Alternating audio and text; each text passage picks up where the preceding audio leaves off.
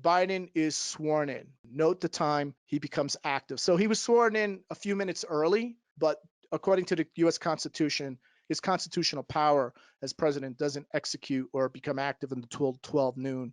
So note here, you see Pluto.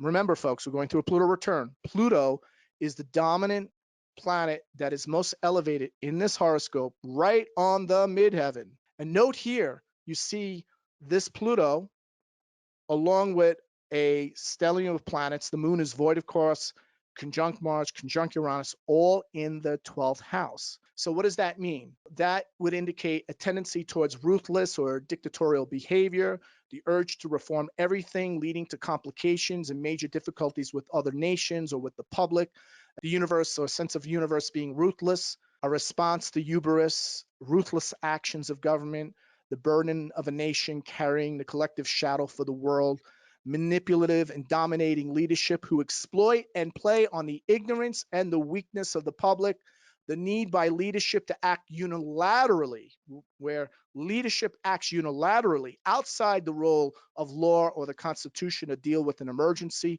or crisis of their own making. We don't have time to go in depth about this. I know some of the astrologers would like to spend 3 hours just on this, but I'm going to sum it up for the non-astrologers and for the astrologers here. So what are we going to see from the Biden administration? First of all, Kamala Harris will take center stage starting in the summer.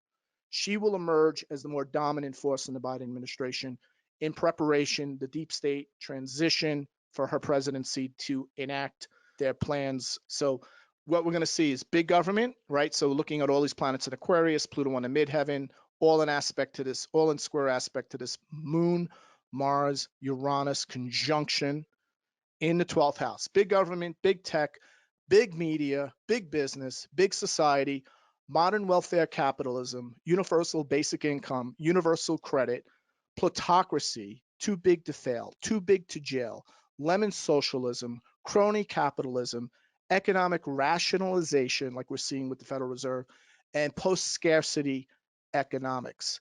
Inverted totalitarianism is a system where people of great power and corporations have corrupted and subverted democracy and where economics best politics. And this is combined with a managed democracy. So it's inverted totalitarianism at the top of the pyramid, and underneath at the bottom half of the pyramid is a political form of managed democracy. Forms of government are legitimized by elections that they have learned to control, elections where they have learned to rig the election by only, well, there's two ways they can rig it. They could rig who becomes the nominee, who gets to vote, right? And who counts the vote. So it's essentially legitimized elections that they have learned to control where the electoral is prevented from having a significant impact on policies adopted by the state because of the constructed opinion and manipulation carried out by the establishment media and by means of technology and social engineering, meaning getting you to vote for who they want you to vote for. And if you don't, they win anyway, right? And lemon socialism, again, where we see government bailing out interventional subsidies, like I said earlier, where we don't have markets, we just have interventions, where interventional subsidies go to weak and failing companies, failing firms, with the effective result that government and thus the taxpayer absorbs part or all of the losses. So Wall Street loses, right? Wall Street gains, Main Street loses because ultimately it'll have to be paid up in taxes. And excessive taxation, excessive taxation.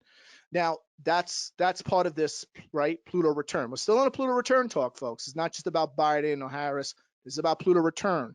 Donald Trump becomes the first U.S. president to be impeached a second time as a U.S. citizen. As a U.S. citizen, the Senate has no jurisdiction to do this. This falls outside of the scope of the Constitution. You have numerous constitutional scholars, both liberal and conservative, making this statement now. So right now, you're basically seeing this Pluto return where the rule of law does not apply. Get prepared for the year ahead with the Global Outlook 2022 webinar. Register at williamstickevers.com today.